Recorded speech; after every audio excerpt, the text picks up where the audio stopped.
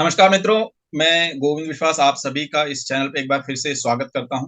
जो दर्शक चैनल पर नए हैं, चैनल को सब्सक्राइब कर लें और बेल आइकन को दबाएं ताकि उनको नए वीडियोस के नोटिफिकेशन मिलते रहें। और इस चैनल पे बहुत सारे ऐसे बातचीत है जो आपको मोटिवेशनल मतलब अच्छे से ये कर सकता है, तो आप लोग ज़रूर जाकर देखिए इस चैनल पे। और आज हमारे साथ जो शख्सियत उपस्थित हैं, आप उनका बहुत-बहुत स्वागत करते हैं हम। सुनील जी, आपका बहुत-बहुत स्वागत है इस प्रोग्राम में, जिसने धन्यवाद लिखी अपनी गोविंद जी। कहानी अपनी ज़ुबानी। धन्यवाद धन्यवाद गोविंद जी। तो सबसे पहले सर हम जानना चाहेंगे कि सबकी जर्नी एक डिफरेंट रास्ते से इस आर्ट फील्ड में आती है। आपकी जर्नी की शुरुआत कैसे हुई, कब हुई? मेरी जर्नी एक्चुअली पत्रकारिता के रास्ते हुई। जी, मैं तब राष्ट्रीय सहारा में हुआ करता था। ये बात 2002 की है, जी, 2002-3 की है। तब मैंने कलाओं पर लिखना शुरू किया था और धीरे धीरे उसमें रुचि बढ़ती गई। बाद में मैं टेलीविज़न में चला गया। वहाँ भी आर्ट से रिलेटेड प्रोग्राम किए और जो काफ़ी अच्छे प्रोग्राम रहे एक समय में, एक समय के हिसाब से, और लोग उसको याद भी करते हैं। धीरे धीरे जब परिस्थितियां बदली, ये 2014 के आसपास की बात है, राजनीतिक सत्ता बदलती है और धीरे धीरे ये बात समझ में आने लगती है कि हम किस डायरेक्शन में जा रहे हैं। हुँ। तो एक विलगाव की स्थिति बनती है पत्रकारिता से। और फिर उसी समय संगीत नाटक एकेडमी का आईसीएच प्रोग्राम हुआ करता था, गवर्नमेंट ऑफ इंडिया का इंटेंजिबल कल्चरल हेरिटेज प्रोग्राम था उनका, जिसके तहत डॉक्यूमेंटेशंस हुआ करते थे जी, इंटेंजिबल कल्चर के। तो उसका एक मौका मिला। एक दूसरा मौका मिला साथ साथ अगले वर्ष ही, जब मैंने उनका फोक सेक्शन में एक डॉक्यूमेंटेशन का काम किया। हुँ। और फिर लगातार फोक पर राइटिंग बढ़ती गई। जो इंटरेक्शन मेरा गांव देहात में हुआ आर्टिजन्स के साथ, तो मुझे लगा कि ये एक ऐसा स्पेस है जहां जी, पर काम करने की जरूरत है, जहां बहुत कम लोग ही ग्राउंड पर पहुंच करके काम कर रहे हैं। बिल्कुल। और जो इंटरनेट पे जो चीजें उपलब्ध थी, वो मैं देख रहा था कि कैसे रिपीटेशनल थी। एक दूसरे की कॉपी करके वो काम चल रहा था। तो वैसी स्थिति में ग्राउंड पर पहुंच करके काम करने का अपना मजा था, और बिल्कुल नई जानकारियों के साथ लौटना एक तरीके से हुआ। तो ये एक शुरुआत है। उसके बाद फिर उन्हीं राइटिंग्स की वजह से फिर बिहार कला सम्मान मिलता है, और यंग राइटर्स के लिए दिनकर पुरस्कार, और फिर वो लिखने की जर्नी जारी रहती है। जी, इस बीच यूनेस्को साहपीडिया बोल करके एक फेलोशिप था, जो काफी अच्छा फेलोशिप रहा। उसमें कुछ लोगों के साथ मेरा संबंध बना बाद में। हुँ। उसका मैं सीनियर फेलो हूँ, फर्स्ट बैच का। ओके, तो उसमें जो मैंने डॉक्यूमेंटेशंस किए, तो लगा कि बहुत सारी चीजें एज पर हैं, मतलब खत्म होने की कगार पर हैं, जिनको डॉक्यूमेंट करना बहुत ही जरूरी है। ज़रूरी है। तो इस तरीके से डॉक्यूमेंटेशन की शुरुआत हुई। ओके, उसके बाद जब हम लोगों ने थोड़ा इन डेप्थ और काम किया, तो पता चला कि जिन लोगों की वजह से बिहार पूरी दुनिया में जाना जाता है, उसकी बहुत कम सामग्री हमारे पास उपलब्ध है। या इनिशियली तो कई आर्ट फॉर्म के जो जो बेयरर्स रहे हैं, उनके बारे में कोई इन्फॉर्मेशन ही नहीं। उनके बारे में इंफॉर्मेशन अगर हमें लेना है, तो हमें जर्मनी देखना पड़ेगा, हमें यूएसए के आर्काइव्स को देखना पड़ेगा, हुँ। हमें जापान की तरफ देखना पड़ेगा, या अदर कंट्रीज में हमें जाना पड़ेगा। तो बहुत लेट से सही, लेकिन हम लोगों ने एक डॉक्यूमेंटेशन की शुरुआत की। तो आज हमारे पास अपने डॉक्यूमेंटेशंस हैं। आज जो हमारे समय में जो लोग उपलब्ध हैं, जो कलाकार, वरिष्ठ कलाकार उपलब्ध हैं, उनको हम लोगों ने डॉक्यूमेंट किया है, करने की कोशिश कर रहे हैं। ये एक जर्नी है, इनिशियल जर्नी। ओके, तो ये डॉक्यूमेंटेशन क्या रिटन में है या वीडियोग्राफी किया हुआ है, किस तरीके का है? ये जो भी पॉसिबल मीडियम है, मैं बल्कि ये कहूंगा कि आप इधर टेक्सचुअल मीडियम ले लीजिए, या फिर ऑडियो विजुअल मीडियम ले लीजिए। दोनों ही मीडियम में हम लोगों ने ओके, उसको रखा है। तो ये विजुअल पब्लिक की पब्लिक बात, डोमेन पे है? कुछ चीजें पब्लिक डोमेन पर है, ओके। क्योंकि हमारे पास बहुत लिमिटेशन है रिसोर्सेज की, हम्म। तो बहुत सारी चीजें हमारे हार्ड ड्राइव्स में है। ओके। हम लोग उसको धीरे धीरे धीरे धीरे उसको पोस्ट कर रहे हैं। हम्म। एडिटिंग में भी समय लगता है, बिल्कुल। और रॉ डाल देने का कोई मतलब नहीं बनता, बिल्कुल। वो फिर इंटरेस्टिंग नहीं रह जाएगा। बिल्कुल। जी। अच्छा, एक फोकाटोपीडिया नाम से आपकी जो संस्था है, उसके जी, विषय में भी हम जानना चाहेंगे। फोकाटोपीडिया का ख्याल एक्चुअली वेबसाइट के बाद आया कि उसको संस्थागत रूप दिया जाए। ओके। डॉक्यूमेंटेशन जो हम लोग कर रहे थे, तो क्या उसको कहाँ किस शक्ल में प्रेजेंट किया जाए, ये हम लोग जब सोच रहे थे तो मेरे जहन में आया कि क्यों नहीं लोक कलाओं का एक एक एक encyclopedia sort of thing develop किया जाए। हम्म। ऑल्दो ये थोड़ा हाइपोथेटिकल लगता है सोचना, बट कोशिश उसी डायरेक्शन में है। तो नाम हम लोगों ने फुकाटोपीडिया सोचा, जैसे इंसाइक्लोपीडिया है, विकिपीडिया है, तो फुकाटोपीडिया है फोक आर्ट इस तरीके से। उससे। ओपीडिया। ओके। जी, फोक आर्ट से फुकाटोपीडिया। ओके। फिर ये हुआ कि अब इसको इंस्टीट्यूशनलाइज करके काम किया जाना चाहिए, ताकि रिसोर्सेज हम जनरेट कर पाए। हम्म। तो फिर फुकाटोपीडिया फाउंडेशन हम लोगों ने रजिस्टर कराया 2021 में, ओके। और अब उसके तहत ही हम लोग काम कर रहे हम्म। हैं। तो जी। इसमें सभी फोक आर्टिस्ट ही हैं कि कंटेम्प्रेरी भी जुड़े हुए हैं इस संस्था नहीं में? नहीं, कंटेम्प्ररी भी जुड़े हुए हैं। ओके। जुड़ने के लिए हमने कोई सीमा नहीं रखी है। अगर आपका इंटरेस्ट है आर्ट में, तो जी। आप हमारे साथ जुड़ सकते हैं। आपको लिखने आना चाहिए, या लिखने का इंटरेस्ट होना चाहिए। हाँ हाँ। ग्राफिकल प्रेजेंटेशन की समझ होनी चाहिए, अगर हम ग्राफिक्स के रूप में कुछ चीजें डाल रहे हैं। ओके। हम जैक ऑफ ऑल ट्रेड नहीं हैं, हाँ हाँ। बट हमारी कोशिश है कि हम मल्टीटास्किंग हो सके। तो हमने वैसे लोगों को कनेक्ट किया जो लिख भी सकते हैं, जो थोड़ा ग्राफिक्स में भी काम कर सकते हैं। ओके। वीडियो में अभी कम है हमारे पास हम्म। लोग, लेकिन बाकी जो लोग हैं वो ग्राफिक्स लिखने और इन चीजों में एक्सपर्ट हैं। ओके। हम लोगों क्योंकि ने कुछ पेट्रन्स भी बनाए, ओके। अपने साथ कुछ पेट्रन्स भी जोड़ा। हालांकि ईमानदारी से कहूँ तो अभी तक हम लोगों ने उनसे फायदा लेने में, मतलब हम पीछे रहे हैं, क्योंकि अगेन जो फाइनेंशियल दिक्कतें हैं उसकी वजह से। हम्म। लेकिन निश्चित तौर पे उन्होंने भी हमारे काम को समझा है, या हमारी बातचीत को समझा है, तभी वो हमारे साथ जुड़े हैं। और डेफिनेटली वो बहुत अच्छे लोग हैं। मदन बिल्कुल। मीना हैं, जो राजस्थान में एमिनेंट स्कॉलर हैं, पीएचडी होल्डर हैं, और आदिवासी एकेडमी के ऑनरेरी ट्रस्टी हैं, भाषा रिसर्च के साथ भी जुड़े हुए हैं। हमारे साथ प्रोफेसर जयकृष्ण अग्रवाल हैं, जो Lucknow college of art and crafts के एक्स फॉर्मर प्रिंसिपल हैं। ओके। ब्रह्मदेव पंडित हैं, जो पद्मश्री हैं। और मुंबई में मुझे नहीं लगता कि किसी भी फोक आर्टिस्ट का, बिहार के किसी भी फोक आर्टिस्ट का उस लेवल पर कोई स्टूडियो है, हम्म। या उस मैसिव लेवल पे काम है। एक एक डिफरेंट जोन में वो काम आपको ट्रांजिट करता है। ओके। तो हमने अच्छे लोगों को कनेक्ट किया। नवीन रॉय हैं, जो नाबार्ड से जुड़े हुए थे। वर्ल्ड बैंक के जरिए उन्होंने मंजूषा कला पर काफी काम किया था एक समय में। ओके। आजकल मेरे ख्याल से असम या नॉर्थ ईस्ट में है कहीं वो। लेकिन ये सारे ऐसे लोग हैं जिन्होंने कलाओं को कंट्रीब्यूट किया है अपने काम के जरिए। बिल्कुल। तो आज एक सलाहकार की भूमिका में हैं वो हमारे साथ। निश्चित तौर पे हम उनका फायदा उठाएंगे, उनके अनुभवों का लाभ हम उठाएंगे। थोड़ा बिल्कुल। समय है, मैं कह वाकई सकता हूँ। सीनियर्स का सपोर्ट मिले ना तो बहुत कुछ किया जा सकता है, क्योंकि उनके जी, अनुभव हम लोगों को काम आते हैं बहुत सारे जगह पे। निश्चित तौर पे, निश्चित तौर अच्छा, दूसरा हम जो आपने कुछ डॉक्यूमेंटेशन किए हैं, कुछ फोटोग्राफ के साथ हम प्रेजेंटेशन के साथ बातचीत को आगे बढ़ाएं। पे। जी जी, मैं आपको कुछ दिखाता हूँ। रिसेंट में हम लोगों ने एक डॉक्यूमेंटेशन किया परेव विलेज का। हम्म। परेव बिहार का एकमात्र ऐसा विलेज है जिसको मैं कह सकता हूँ कि वो सेल्फ सस्टेन्ड है पूरी तरह से। ओके। और वो सिटी और विलेज ऑफ ब्रास स्मिथ कहा जाता है बिहार में।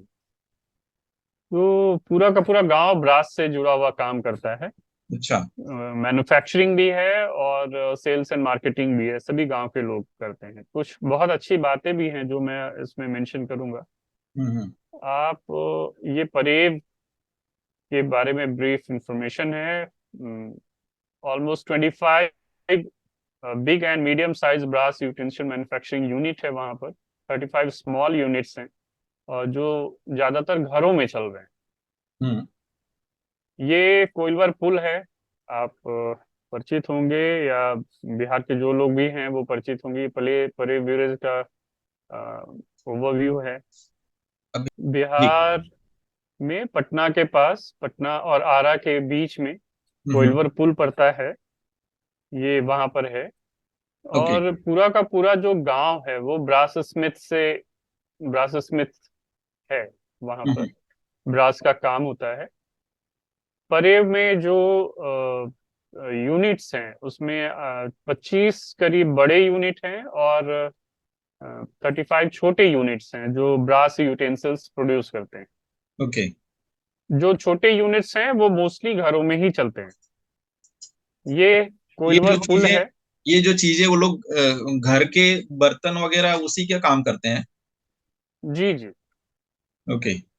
इसका मतलब अभी कुछ कमर्शियल ऐसे बाहर जैसे कुछ प्रोजेक्ट, आर्ट प्रोजेक्ट की तरह इस्तेमाल नहीं किया गया है। नहीं, आर्ट प्रोजेक्ट के रूप में अभी वहाँ एक्सप्लोर ही नहीं किया गया है। इस्तेमाल ओके। की बात तो दूर कहें, अभी किसी ने एक्सप्लोर ही नहीं किया। ये कोइलवर पुल है। हम्म। अगर आपको दिख रहा हो, ये गांव का एक दृश्य है। ओके। ये वहाँ स्थानीय एक महादेव मंदिर है। हम्म। ये वर्कशॉप्स हैं।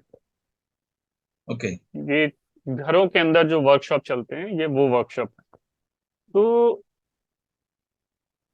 ये एक मशीन है। अगेन शेप देता है जो यूटेंसिल्स को। ये डाई से रिलेटेड चीजें हैं। और जो लास्ट वाला है वो कॉमन फैसिलिटी सेंटर है, ओके। गवर्नमेंट ऑफ इंडिया की तरफ से बनाया गया है। बीच की जो तस्वीर है वो डाइज हैं। और ब्रास डाइंग कास्टिंग मशीन है हम्म। जिसका इस्तेमाल वो लोग करते हैं आमतौर पे। ये एक बेसिकली शुरुआत यहीं से होती है। जो पहली तस्वीर, इसमें आप ब्रास के गोल गोल से छल्ले सिक्के जैसे, जैसे। छल्ले नहीं है एक्चुअली स्टिक है, वो आप देख रहे हैं। ओके। उसकी कास्टिंग है। और उस कास्टिंग को फिर फाउंड्री में गर्म किया जाता है। जो ट्रेडिशनल फाउंड्री है वो आपको दिख रही होगी। ये इस तरह की फाउंड्री वहाँ अमूमन जो भी मैन्युफैक्चरिंग यूनिट है सबके पास है। ओके। ये फिर लोटा मेकिंग प्रोसेस है। हाँ। इस तरीके से कटोरे बनते हैं और इन कटोरों ओके। को फिर गर्म करके आग पर, और फिर उनको जोड़ दिया जाता है और वायर के साथ उनको बांध करके छोड़ करके फिर अगेन उसकी पॉलिशिंग होती है। ये बहुत इंटरेस्टिंग ये है। ये उन लोगों का अपना कम्युनिटी सेंटर है। ओके। ये कोइलवर पुल, ये लास्ट है। ये हम्म। कम्युनिटी सेंटर विलेजर्स ने, आप आमतौर पे देखेंगे कि गांव में जो कम्युनिटी सेंटर्स बनते हैं वो गवर्नमेंट बनाती है। बिल्कुल। ये पूरा का पूरा कम्युनिटी सेंटर 4 स्टोरी गांव वालों ने अपने कंट्रीब्यूशन से बनाया है। ओके। उन्होंने खुद बनाया है ये, इसमें सरकार का कोई योगदान नहीं है। हम्म। और इस समुदाय को जो वहां पे बना रहे, उनसे बहुत सारी चीजें सीखने वाली हैं कि कम्युनिटी डेवलपमेंट कैसे होता है। इनका एक सेपरेट बैंक अकाउंट है जहां हर उस समुदाय का हर व्यक्ति डोनेट करता है। हम्म। उससे गांव के जो बच्चे या बूढ़े जिनको कोई दिक्कत है, कोई परिवार को समस्या है, तो उससे वो फाइनेंशियल हेल्प देते हैं। ओके। इनफैक्ट बिजनेस खड़ा करने के लिए भी ये लोन देते हैं अपने कम्युनिटी को। ओके, ये बिल्कुल पटेल कम्युनिटी जैसा होगा। हाँ, आप कह सकते हैं। साथ साथ जैसे किसी कोई ऐसी फैमिली जिनके घर में लड़की यंग हैं और शादी के लायक हैं और उन वो सक्षम नहीं है डाउरी और तमाम चीजों ओके। में, तो ये उनको भी मदद करते हैं। हम्म। मतलब कम्युनिटी आगे आकर के उनकी शादी कराती है। वाह। इनका पूरा का पूरा एक प्रोसेस है जो राजगिरी में होता है। राजगीर में कम्युनिटी मीटिंग होती है जहाँ पे लड़के लड़की आपस में इंटरेक्ट करते हैं और पसंद होने के बाद फिर शादी और बाकी चीजों की हम्म। बात आगे बढ़ती है। तो ये एक रिसेंट डॉक्यूमेंटेशन था हम लोगों का। ओके। जी। अच्छा, और जो जैसे आर्ट से रिलेटेड जो ट्रेडिशनल वहाँ पे आर्ट फॉर्म्स हैं, उनसे रिलेटेड कुछ डॉक्यूमेंटेशन हो तो वो भी हम देखना चाहेंगे। और अभी हमारे पास 9 मिनट हैं, तो मुझे मैं एक लिंक आपको वापस भेजूंगा। ठीक है, मैं पत्थरकट्टी का आपको डॉक्यूमेंटेशन दिखाता हूँ, जी। कुछ फोटोग्राफ। तो ये चीजें गवर्नमेंट ऑफ इंडिया के साथ अभी हाल फिलहाल आप लोगों ने कुछ शेयर किया पीएमओ वगैरह के साथ? नहीं, अभी शेयर नहीं किया है। अभी तो जस्ट हम लोगों ने किया ही है इसे। ओके। पर हम लोग गवर्नमेंट ऑफ इंडिया को भी कनेक्ट करने की कोशिश कर रहे हैं, जो उसका गवर्नमेंट का जो कल्चर डिपार्टमेंट है हाँ हाँ, उससे, ताकि हम लोग कोलैबोरेट कर पाए। कितना बिल्कुल, क्योंकि आसान होगा ये इस कहना तरह बड़ा की जो मुश्किल है। चीजें हैं, मेरे ख्याल से ये जैसे ट्रेडिशनल चीजें जो ये लोग बना रहे हैं, लोटा वगैरह, ये सारी चीजें, इसको अगर जी, अगर उनको कुछ काम दे के आर्ट फॉर्म में तब्दील किया जाए, ताकि ये जैसे एयरपोर्ट पे या दूसरे जगह पे वो लगते हैं, तो यहाँ से सीधा मटेरियल उनको उस तरह से किया जा सकता है, क्योंकि मोस्टली। गवर्नमेंट ने तो मदद की है, सीएफसी वगैरह डेवलप किया है, एमएसएमई के यूनिट्स वहां बने हैं। हाँ हाँ, लेकिन आर्ट की तरफ आप जाने की जो बात कह रहे हैं, उसके लिए एक डिफरेंट ओरिएंटेशन की जरूरत है। बिल्कुल। और ये ओरिएंटेशन अभी तक वहां नहीं दिया गया। हम्म। कुछ नए डिजाइन्स या नए फॉर्म्स जनरेट करने की बात चली, नए नए डिजाइन्स इंट्रोड्यूस किए गए जो दूसरी जगहों पे उत्तर प्रदेश में बनते हैं, बिल्कुल, जिसमें आप पूजा की थाली और तमाम चीजें देखते हैं, जिसमें छोटे छोटे दिए और तमाम चीजें अटैच होती हैं। क्योंकि ये चीजें लेकिन तो सामान्य चीजें हैं। मैं तो ऐसा बोल रहा हूँ, जैसे 50 फीट का कोई बड़ा म्यूरल है, अगर ब्रास में वो चीज करना है, टेराकोटा में होता है, हाँ, ब्रास मैं में। अभी उसी पे आ रहा हूँ। ओके। मैं उसी पर आ रहा हूँ। तो एक तो कम्युनिटी बहुत इंटरेस्टेड नहीं है कि वो नए चीजों पर काम करे। ओके। दूसरा, चूंकि ये बात मैं कह सकता हूँ, हम्म। मैंने खुद वहां पे तमाम ब्रास स्मिथ से मैंने बातचीत की थी, तो वो नए चीजों पे काम करने के लिए बहुत इंटरेस्टेड नहीं दिखते हैं, पहली बात। दूसरी बात ये कि जब हम आर्ट की तरफ उनको ले जाना चाहते हैं, तो उन्हें जिस तरह के ट्रेनिंग या जिस तरह के इंफॉर्मेशन के साथ उनको इंट्रोडक्शन की जरूरत है, हम्म। वो वहां अभी तक नहीं हुआ है। बिहार में एक संस्था है, उपेंद्र महाती शिल्प अनुसंधान संस्थान, जिनकी जिम्मेदारी बनती है कि वो उन्हें आर्ट की तरफ भी ले जाए। हम्म। यूटेंसिल्स को मैं क्राफ्ट की तरह देख सकता हूँ, या हम लोग देख सकते हैं, पर क्राफ्ट से आर्ट की तरफ बढ़ने की जो बात है, तो दिक्कत ये है कि खुद उपेंद्र भारती संस्थान में इस तरह की कोई किसी के पास विशेषज्ञता नहीं है कि वो चीजों को आर्ट की तरफ ले जाए। जी। तो जब हमारे यहाँ संस्थाएं ही अक्षम हैं इस तरफ आगे बढ़ने में, तो फिर हम कैसे सोच सकते बिल्कुल। हैं? जाहिर है हाँ, कोई डिपार्टमेंट ऑफ कल्चर किया। जिम्मेदारी जिम्मेदारी लेने वाला कोई व्यक्ति चाहिए, जिसको वाकई इन सब चीजों में इंटरेस्ट हो, और वो निश्चित तौर पे, पूरी ईमानदारी के निश्चित साथ तौर पे। काम करे। और जिम्मेदारी लेने से काम नहीं चलेगा सिर्फ। अगर बिल्कुल। आप कोई नई चीज प्रोड्यूस कराते हैं किसी से, तो क्या हम उनके लिए बाजार क्रिएट कर पाते हैं या नहीं, या बाजार हम उनको दिला पाते हैं या नहीं, ये भी एक सवाल। बिल्कुल। और इसमें तो गवर्नमेंट का भी बहुत रोल होता है, मतलब जी, बाकी, डेफिनेटली। अगर वाकई कोई दिल से चाहे काम करना, और गवर्नमेंट इंटरेस्ट दिखा रही है अगर, तो दोनों साथ मिलके बहुत अच्छे से किया जा सकता है। जी, ये दूसरा स्लाइड मैं आपको दिखा रहा हूँ, ये पत्थरकट्टी का है। Okay. Patharkatti dedicated to stone craft है हमारे यहाँ, और हम्म। आर्ट के रूप में भी चलता है उधर काम। तो पत्थरकट्टी का इतिहास अहिल्याबाई होलकर से जुड़ता है, बल्कि उससे भी पहले से जुड़ता है। ओके। ये काफी बड़ा सेंटर रहा बिहार में, जब आर्ट के तौर पे पहली बार, अगर हम कहें आर्ट इंस्टॉलेशन के तौर पे, या आर्किटेक्चर के फॉर्मेट में स्टोन को जब लाया गया। हम्म। बल्कि पाल पीरियड के बाद के समय में भी, बाद के समय में ये काफी बड़े सेंटर के रूप में उभरा। अहिल्याबाई के समय में हुआ ये कि विष्णुपद टेम्पल का जीर्णोद्धार होना था, तो उसमें जो काम हुआ वो पत्थरकट्टी से ही आया। ओके। है ना, उसका सारा काम पत्थरकट्टी में हुआ। लेकिन मुगल पीरियड में वहाँ यूटेंसिल्स भी बनते थे स्टोन के, हम्म। और वो काफी खूबसूरत थे, फ्लोटिंग थे इनफैक्ट। अभी भी वहाँ जो मुख्य आर्टिस्ट हैं रविन्द्रनाथ गौर, उनके घर के कलेक्शन में अभी भी उस तरह के यूटेंसिल्स हैं जो पानी में फ्लोट कर सकते ओके। हैं। ये आप ये बेसिक इंट्रोडक्शन है वहाँ का। ये कौन से स्टोन होते हैं?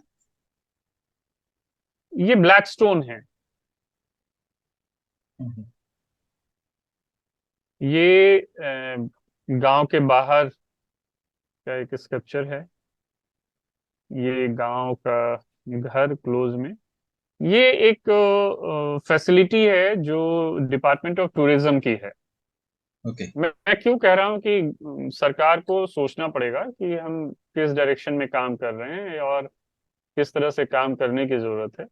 ये एक फैसिलिटी बन तो गई, डिपार्टमेंट ऑफ टूरिज्म ने बनाया, हम्म। लेकिन जब इस फैसिलिटी का यूज नहीं कर पाई डिपार्टमेंट ऑफ टूरिज्म, तो उन्होंने इंडस्ट्री डिपार्टमेंट के जरिए उपेंद्र महारथी संस्थान को देने की कोशिश की।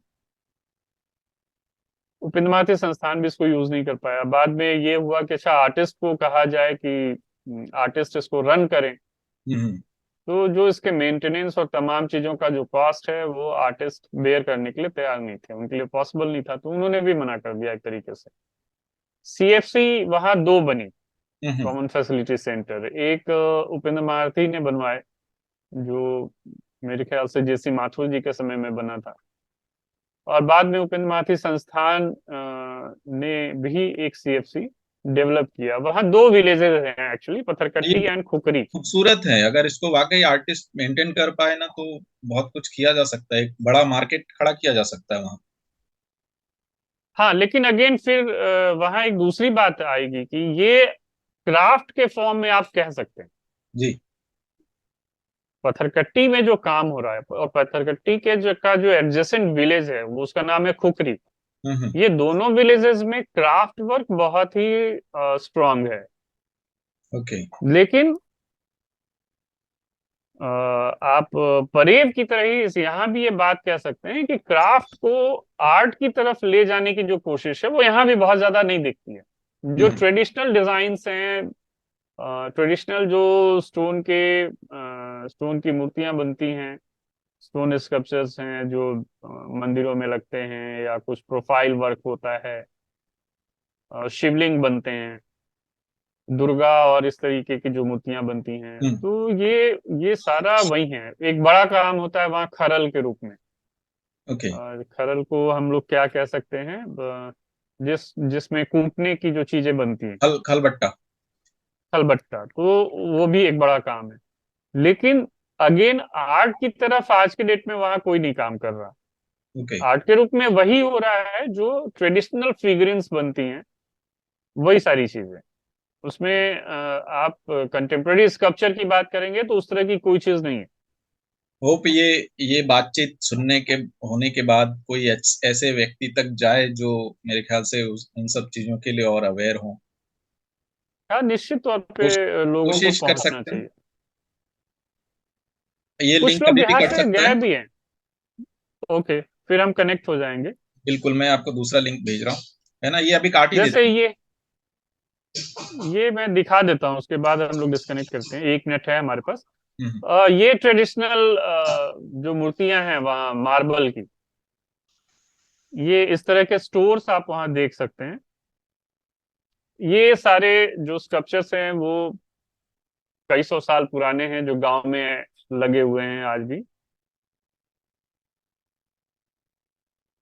ऊपर में जो आप स्टोन देख रहे हैं, एक जो फाउंडेशन स्टोन जैसी चीज दिख रही है, कहा जाता है कि ये विष्णुपद टेम्पल में लगाने के लिए बना था, पर इसकी साइज जो है वो मिसमैच हो गई, तो उसके बाद ये गांव में ही रह गया। स्टोन है उसके बारे में कहा जाता है कि विष्णुपद टेम्पल के लिए ये बनाया गया था, लेकिन मिसमैच हो गया साइज, तो फिर ये रह गया। बाकी ये सारे जो स्कल्पचर्स हैं वो गांव में उनको स्टैब्लिश किया हुआ है। हम्म। ये फिर आप देख रहे हैं कलेक्शन है ये रविंद्रनाथ गौड़ जी का। इसमें काफी सारे यूटेंसिल्स हैं, पर इनकी खासियत ये है कि ये फ्लोट कर सकते हैं। आप जो ओके। नीचे कटोरा देख रहे हैं वो फ्लोट कर सकता है। हम्म। तो प्लस इस ये तरह के जो पत्थर पाए जाते हैं या कहीं से लाके वो लोग बनाते हैं? ये लोकल ही पाए जाते हैं इस तरह के स्टोन। ओके। और खास बात ये है कि इसके जो डिजाइन्स है, आप ये करीब 200 साल पुराना होगा, लेकिन जो डिजाइन्स हैं, आप समझिए उस समय जब टेक्निक नहीं थी तो बिल्कुल। कैसे उन्होंने क्रिएट किया, और बिल्कुल सिमेट्रिकल है ये। और ये अंदर जितना हॉलो है, ये पूरा अंदर खोखला है? जी, ये पूरा अंदर खोखला है। ये बेसिकली आप पानी स्टोर करके एक तरीके से मग टाइप की चीज थी। इसके ऊपर ये कई लेयर में है बना हुआ, 3-4 लेयर ओके। में है बना हुआ, जो एक के ऊपर दूसरा रख करके और फिर वो कंप्लीट हुआ करता था। हाँ हाँ हाँ हाँ। ये क्योंकि ये अगेन स्टोन को इस तरह से कार्व करना है, मेरे ख्याल से ये तो बहुत पुराना ट्रेडिशन है। जो मूर्तियां आपने पहले दिखाई, जी, वो लग कितने साल पुरानी होंगी? ये सब विष्णुपद टेम्पल के बाद की ही है मेरे ख्याल से। ओके। इसके बारे में कोई फिक्स जानकारी अभी उनके पास भी नहीं है। पर हाँ ये हाँ। उसी समय कहा जाता है कि मंदिर के लिए ही ये पैनल्स और तमाम चीजें बनाई गई, जो अनयूज था वो रह गया। हम्म। इस बारे में अब ज्यादा डिटेल के लिए फिर हम लोगों को आर्कियोलॉजी के लोगों को कनेक्ट करना आर्कियोलॉजी डिपार्टमेंट पड़ेगा से जी। पूछना पड़ेगा। ये फिर वहाँ का वर्किंग कंडीशन है। ओके।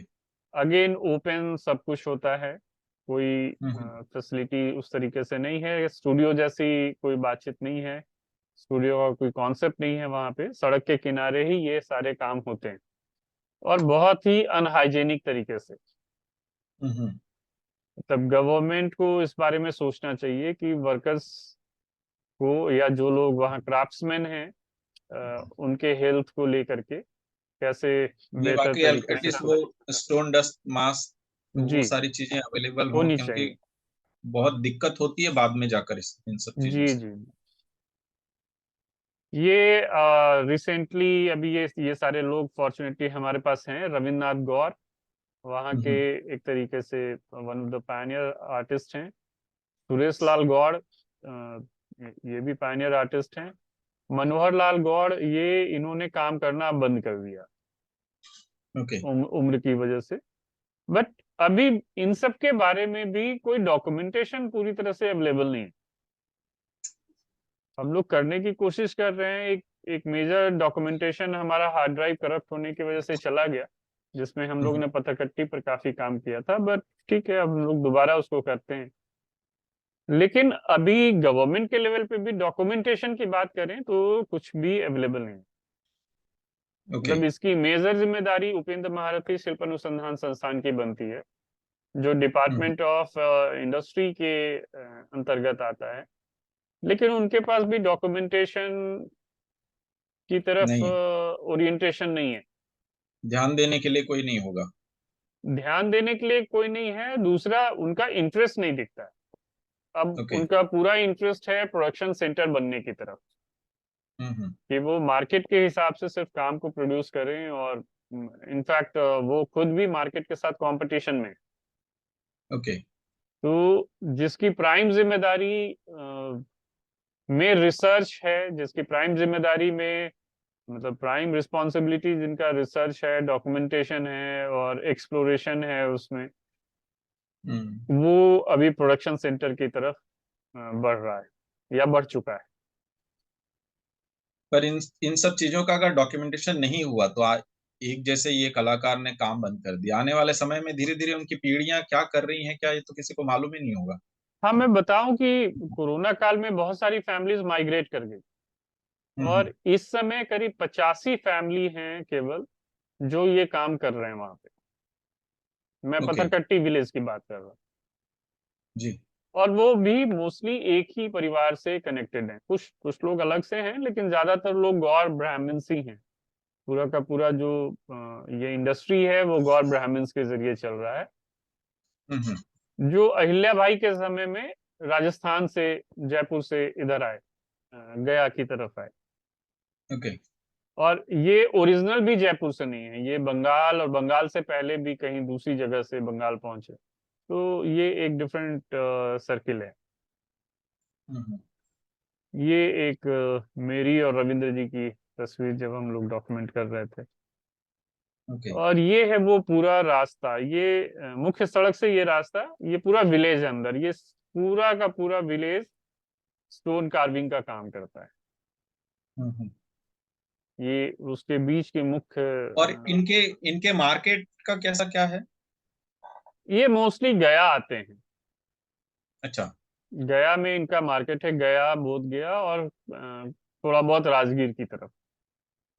ओके। कहा जाता है कि पत्थरकट्टी विलेज एंशियंट रूट पर डिपेंड करता है, एंशियंट रूट पे फॉल करता है एक्चुअली, जो हम्म। कभी एक तरीके से मेजर ट्रेड रूट हुआ करता था, जो पार्श्वनाथ तक जाता है और तमाम चीजें।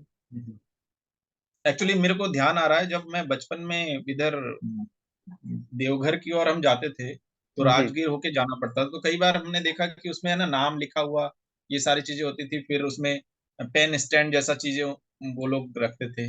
वो जी। मेरे ख्याल से ये ऐसी छोटे मोटे चीजें ही वो लोग अभी मार्केट के हिसाब से मैन्युफैक्चरिंग करते हैं।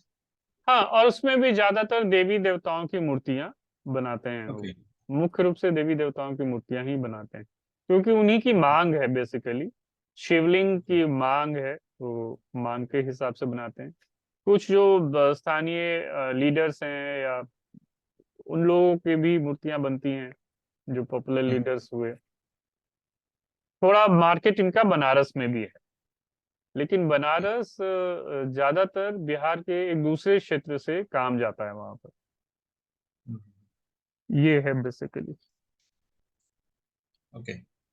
पेंटिंग से रिलेटेड कुछ आप बताना चाहेंगे?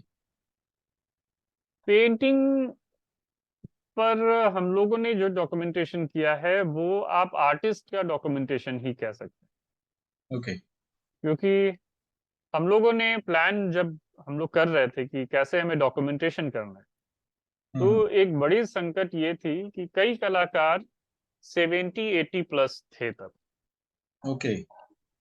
और उनका भी कोई डॉक्यूमेंटेशन उस तरीके से हमारे पास नहीं। हाँ हाँ। तो हम लोगों ने सोचा कि सबसे पहले हम लोग उन लोगों को डॉक्यूमेंट करते हैं जो 70 प्लस हैं। बिल्कुल। तो 70 प्लस के लोगों को हम लोगों ने डॉक्यूमेंट करना शुरू किया, जिसमें मिथिला पेंटिंग में शुरू के दिनों में हम लोगों ने गोदावरी दत्त को किया, कर्पूरी हम्म। देवी को किया, बाद में विमला जी को किया, शांति जी को किया, ओके। उर्मिला देवी हैं उन्हें किया। तो इस तरीके के कई कलाकारों को हम लोगों ने डॉक्यूमेंट किया। और कोशिश ये रही कि जो भी चीजें उनके पास उपलब्ध है उनको धीरे धीरे पूरी तरह से रिकॉर्ड कर लिया जाए, उसकी एक हम्म। कॉपी जरूर हम लोग बना लें डिजिटल फॉर्मेट में।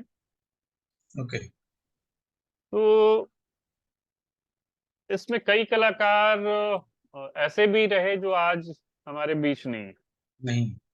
हाँ, एक उत्तम पासवान थे, जो जिनका काम एक्सीलेंट वर्क था, और जिनके काम पर सबसे ज्यादा बात करने की जरूरत थी। दुर्भाग्य से कोरोना पीरियड में कैंसर की वजह से उनकी डेथ हो गई। हम्म। तो ये हम लोगों ने एक बड़े अच्छे आर्टिस्ट को गंवाया। बाद में कर्पूरी जी को हम लोग खोए। कर्पूरी जी, सी वॉज अराउंड 90 के आसपास थी वो जब वो गुजरी। हम्म। और कर्पूरी देवी के बारे में बहुत कम लोग इस चीज को जानते हैं कि वो मिथिला पेंटिंग के लिए भले ही चर्चित हो, हम्म। उनका जो हार्ट है वो बसता था सुजनी में। ओके। और वो सुजनी में नेशनल मेरिट की रिसिपिएंट भी हैं।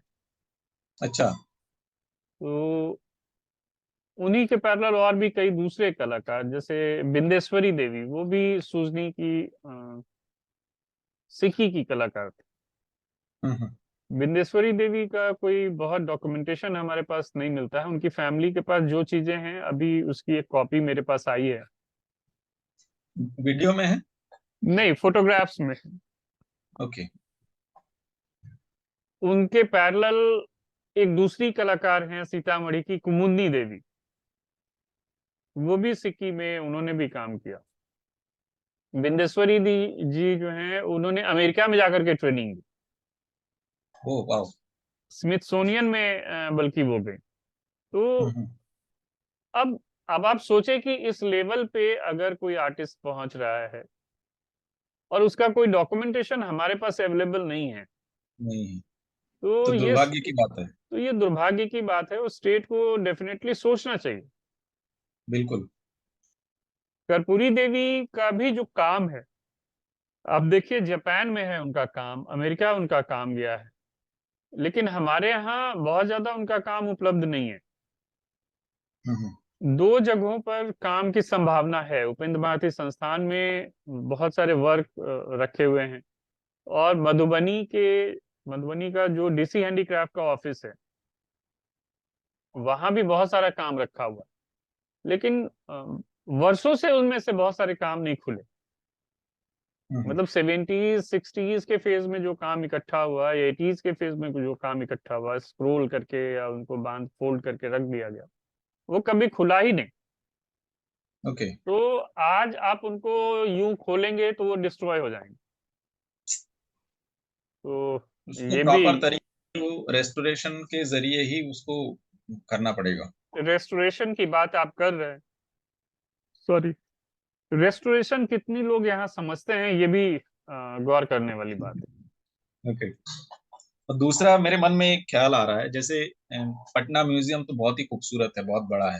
है जी। गवर्नमेंट एक विंग ऐसा भी डॉक्यूमेंटेशन के लिए वहां स्थापित कर सकती है कि जो अलग अलग क्षेत्र में जाके काम करे।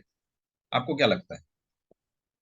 देखिए बिहार में बहुत सारा प्रोमिटेशन कम्बिनेशन पे काम होता है, हम्म। तो बिहार म्यूजियम क्या सोचता है ये बता पाना बड़ा मुश्किल है।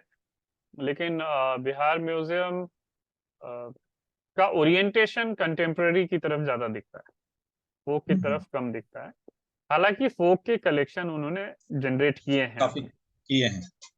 काफी तो मैं नहीं कह सकता हूँ, लेकिन हाँ जनरेट जरूर किए हैं उन्होंने। ओके। अगेन फोक को लेकर के मैं ये कह सकता हूँ कि म्यूजियम्स भी जो हमारे यहाँ हैं, अब बिहार म्यूजियम ने जो भी कलेक्शन जनरेट किया, लेकिन कलेक्शन जनरेट करना और किसी ट्रेडिशन को आगे बढ़ाने के लिए जो टूल्स यूज होते हैं या जो हम्म। रिक्वायरमेंट है, उस डायरेक्शन में काम करना दो अलग अलग बातें हैं। बिल्कुल। तो सवाल ये होता है कि क्या बिहार म्यूजियम ने कोई डॉक्यूमेंटेशन वर्क इस तरीके से किया जहां गोदावरी दत्त पद्मश्री हैं, दुलारी देवी पद्मश्री हैं, सुभद्रा देवी अभी इस वर्ष पद्मश्री उन्हें मिला है, बउआ देवी पद्मश्री हैं, तो इनका जो कंप्लीट डॉक्यूमेंटेशन है वो है कि नहीं, ये सवाल है ना। बिल्कुल। और जाहिर है जब हम डॉक्यूमेंटेशन की बात करेंगे तो फिर बहुत सारे प्रो एंड कॉन्स जो सोसाइटी की चीजें चलती हैं पैरेलल, हम्म। उसको भी हमें रिकॉर्ड करना पड़ेगा, तभी हम उस डॉक्यूमेंटेशन को भी समझ पाएंगे। बिल्कुल। आपको एंथ्रोपोलॉजी के हिसाब से काम करना पड़ेगा, आपको मतलब सॉरी सोशियो इकोनॉमिक कंडीशंस को ध्यान में रखते हुए उसका जो लोकल डायलेक्ट है इंटरनल, उसको बिल्कुल। भी समझना पड़ेगा, उसका इंटरनल जो कम्युनिकेशन है उसको भी समझना पड़ेगा। जब दुलारी जैसी कलाकार के लिए ये बात कह दिया जाता है कि अच्छा उन लोगों को भी खुश होने का कोई हक है, and this statement was made by one of the senior and most prominent artists from Madhubani. Hmm. She made this statement that कि उनको भी खुश होने का अधिकार है जस्ट बिकॉज कि वो लोअर कास्ट से बिलोंग करती। तो जब तक आप इन सारे सर्कमस्टांसेस को नहीं समझेंगे और उसके हिसाब से डॉक्यूमेंटेशन नहीं करेंगे, तब तक आप एक्चुअल डॉक्यूमेंटेशन नहीं कर पाएंगे। तब आप सिर्फ आर्ट ओके। वर्क और आर्टिस्ट का प्रोफाइल वहीं तक सीमित रहेंगे। तो हमें उस डायरेक्शन से काम करने के लिए सोचना पड़ेगा या वैसे पूछना लोगों को पड़ेगा वाकई। खोजना पड़ेगा जो उस तरीके से काम करें। बिल्कुल। जी। एक्चुअली ये तो इंटरेस्ट के ऊपर होता है। जैसे मतलब अगर हम बात करें कि इस तरह का मैंने जो डॉक्यूमेंटेशन शुरू किया था वो कोविड के समय हॉस्पिटल के बेड से किया था, जी। इस तरह का डॉक्यूमेंटेशन शुरू करना। तो ऐसे लोग होंगे बहुत सारे, ऐसा नहीं कि नहीं है, वो ढूंढना पड़ेगा और वाकई वो इंटरेस्ट के हिसाब से उसको काम करना पड़ेगा। नहीं नहीं, अच्छा, मैं आप कोई ये नहीं वीडियो कह रहा फाइल दिखाने वाले थे? हूँ। जी, मैं दिखाता हूँ। मैं ये नहीं कह रहा हूँ कि ऐसे लोग नहीं होंगे।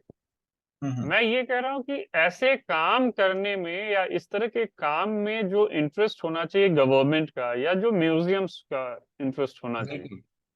वो इंटरेस्ट नहीं दिखता है। ये अभी मैं आपको दिखाता हूँ। ये कलेक्शन है एक्चुअली हम्म फ्रांस के हरवे हैं जिन्होंने इंडिया में काम किया था। ये सारे काम उनके कलेक्शन में है। मैं हम्म। आपको वो काम दिखाता हूँ कि हमने जिन आर्टिस्टों को खोया उनमें से एक है चानू देवी, जो अर्ली फेज में जिन लोगों ने गोदना पेंटिंग की शुरुआत की थी मिथिला चित्रकला में। आज वो हमारे बीच नहीं है, न ही उनके बारे में हमें बहुत ज्यादा इंफॉर्मेशन है हमारे पास। ये गोदना पेंटिंग वो बोलते हैं जो बॉडी में गोदते हैं, वो उसको कैनवास पे ये किया जाता है हाँ, वो? बाद में उसको कैनवस पे लाया गया और फिर मिथिला पेंटिंग के साथ उनका एक फ्यूजन डेवलप हुआ जो अभी ज्यादा चलन में है। अ, ओके। सरल भाषा में मैं ये कह सकता हूँ। हम्म। ये अगर आप स्क्रीन पर देख पा रहे हैं तो ये चानू देवी, ओके। जो एक पेड़ के नीचे पेंटिंग बना रही हैं। और हम्म। जो चीज आप देख रहे हैं उसमें चांद है और हाथी आप देख सकते हैं, इस तरह की ये सारे फिगर्स आज भी वहां बनाए जाते ओके। हैं। ये तस्वीर रविंद्र दास जी ने खींची थी, जो कंटेम्प्रेरी आर्टिस्ट हैं और पटना आर्ट कॉलेज से हम्म। हैं, अभी दिल्ली में आर्ट प्रैक्टिस कर रहे दिल्ली में हैं। जी। कार्यरत है। ये चानो देवी के बारे में थोड़ा इंफॉर्मेशन कि किस तरीके से एरिका मोजर ने उनको प्रेरित किया। हम्म। एरिका मोजर सीता देवी प्रोमिनेंट आर्टिस्ट हैं, पद्मश्री भी हैं, जितवारपुर में, मधुबनी के जितवारपुर गांव में। तो उनके घर ओके। आया जाया करती थी, तो उन्होंने शानू देवी को बोला कि आप आपका जो गोदना है उसको आप पेपर पे ट्रांसफर करो। तो एक तरीके से कैसे इंस्पायर किया गया और चानो फिर कैसे उसकी शुरुआत करती हैं। शुरुआत ही नहीं करती है बल्कि पासवान टोले, वहाँ जो पासवान टोला है वहाँ की हम्म। तमाम महिलाओं को सिखाती हैं। और उसका रिजल्ट ये है कि आज वहाँ की जो पासवान टोले की महिलाएं हैं वो सब मिथिला पेंटिंग पर अपना काम करके अपनी आजीविका कमा रही हैं। ओके। तो खेतों में मजदूरी से लेकर के तमाम चीजें बंद हुई, एक एक नया रोजगार डेवलप हुआ, जो जिसको आप कह सकते हैं। ओके। ये एक कैंप में एक वर्कशॉप था जिसमें चानो देवी और सोनिया गांधी हैं। हम्म। सोनिया गांधी देख रही हैं उनको काम करते हुए। जो दूसरी इमेज है उसमें चानो देवी के गुजरने के बाद उनके घर में जो तस्वीर लगी हुई है उसको फोटोग्राफ किया हुआ है। ओके। ये कलेक्शन है हरवे का। ये फ्रांस में अवेलेबल है। हम्म। ये सारे उनके काम हैं अलग अलग। ये किसने कलेक्ट किया है, एरिका ने? नहीं, ये फ्रांस में हरवे हैं, ओके। पेरिस में रहते हैं। वहाँ एक हम्म। गैलरी चलाते हैं लोक कलाओं की। तो उनके कलेक्शन में है ये सारा काम। ये सब पर गोबर ये चीजें, वॉश। ये इसका कलेक्शन के कुछ पार्ट भारत में भी होना चाहिए। मतलब अगर म्यूजियम्स हैं तो उसमें तो लगना ही चाहिए ये तो। क्योंकि क्या होता है, अपने भारत की चीजें वहां डिस्प्ले हो रही हैं और जहाँ पे होना चाहिए वहीं नहीं है। और ये ये तो सारे दुखद है। गोबर वॉश से बने हुए हैं। ओके। गोबर वॉश को उन्होंने ट्रीट किया हुआ है, बबूल के गोंद के साथ उसको ट्रीट गोंद से करके। आप। हाँ। ओके। ये भी एक पेंटिंग है हरवे के ही कलेक्शन में। हम्म। हम्म, ये गोदना आर्ट को उन्होंने रखा है। ये चानों का काम है और बहुत ही शानदार काम है। आपको बता दें कि चानो देवी मिथिला पेंटिंग में मेरे ख्याल से उनकी पेंटिंग सबसे महंगी बिकी है आज तक।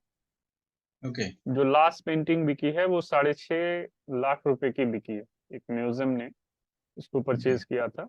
ये काम देख के ना मुझे अभी, जैसे यहाँ पे उत्तरायण जो आर्ट सेंटर है, जी। वहाँ पे उन्होंने भी कुछ काफी सारे ऐसे ट्राइबल और फोक करके एक पार्ट बनाया है। तो मुझे वो वहाँ का एक ये यादगार है कि इस तरह का कुछ काम मैंने वहाँ देखा है। शायद चानो देवी कभी आई हों या कुछ कलेक्ट किया हो उन्होंने। हो सकता है। और अच्छी बात यह है कि चानू देवी का एक आखिरी वर्क हमारे पास, आखिरी तो नहीं कह सकता हूँ, most probably second last work, hmm. वो फोकाटोपीडिया के कलेक्शन में है। ओके। इनका जो लास्ट वर्क था वो रेडफोर्ड म्यूजियम ने परचेज किया, हम्म। उनके पास है। अभी हम लोग जब आप ये बात कर रहे हैं कि इनका एक कलेक्शन यहाँ भी होना चाहिए, वो तो अब मुझे आसान नहीं दिखता है क्योंकि गवर्नमेंट उस डायरेक्शन में शायद ही काम करे। लेकिन बिल्कुल। फोकाटोपीडिया की तरफ से ये कोशिश जरूर की जा रही है कि जितने भी बाहर के म्यूजियम्स हैं, गैलरीज हैं, जिनके पास बिहार से जुड़ी हुई प्रॉपर्टी है या हम्म। नॉर्थ इंडिया से जुड़ी हुई प्रॉपर्टी है, तो इनिशियली फर्स्ट फेज में हम लोग उनसे ये रिक्वेस्ट कर रहे हैं कि एटलीस्ट उनकी एक एक डिजिटल कॉपी हमें प्रोवाइड कर, ओके। ताकि वो मास के लिए अवेलेबल हो पाए। अगर हम बिल्कुल। गोदना कला का ट्रेल देखना चाहें या समझना चाहें तो कैसे समझेंगे वाकई। अगर हमारे हम पास नहीं लोग है? तो है नहीं। So we are requesting all the galleries जिनके पास ये कलेक्शन है, हम उनसे कह रहे हैं कि आप हमें एक एक डिजिटल कॉपी तो कम से कम दें। हम्म। और मुझे लगता है कि ये मोरल रिस्पॉन्सिबिलिटी भी उनकी बनती है कि अगर कोई आर्ट वर्क या कोई आर्ट ट्रेडिशन अगर एक्सटेंशन के कगार पे है, तो उसकी कम से कम डिजिटल कॉपी तो वो प्रोवाइड करें ही करें, हमें बिल्कुल। प्रोवाइड कराएं। तो ये चानू देवी का एक कलेक्शन था जो मैंने आपको दिखाया। ये हमारे हम्म। कलेक्शन में नहीं है, ये फ्रांस की एक गैलरी के कलेक्शन में। ओके। ये आपके पीछे जो काम लगा है वो। वो भी एक आर्टिस्ट का है, ओके। मधुबनी की ही एक आर्टिस्ट हैं। हम्म। गंगा देवी का एक चीज मैं दिखा सकता हूँ, ये बेसिकली मैंने फोटोग्राफ किया था, उनकी जो बुक है, ज्योतिंद्र जैन ने एक पुस्तक लिखी थी, हम्म। उससे मैंने फोटोग्राफ किया था। उस पुस्तक का नाम है Ganga Devi, tradition and expression in Mithila painting. Okay. ये उस बुक का नाम है।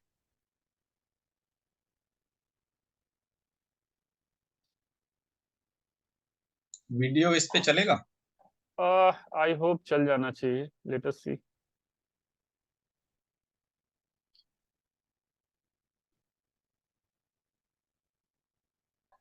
वीडियो के बाद फिर हम उस वेबसाइट के विषय में भी कुछ चर्चा करते हैं।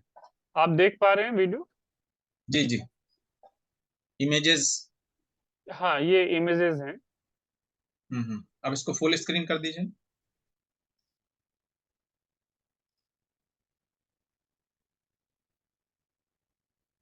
ये कोहबर है जो डिस्ट्रॉय हो गया, क्राफ्ट हम्म। म्यूजियम दिल्ली में ये कोहबर बना हुआ था। ये गंगा देवी के स्केच बुक है बेसिकली, उन्होंने ओके। कागज पे या कॉपी पे जिस तरीके से बनाया था वो, ये वो पुस्तक है। काफी सारे काम किया उन्होंने कागज पे। उस समय तो जी कोई जी। कागज पे काम करे ये तो पॉसिबल मतलब सोच से परे है। ये रजिस्टर का पेज है, आप अगर गौर करेंगे तो। ओके।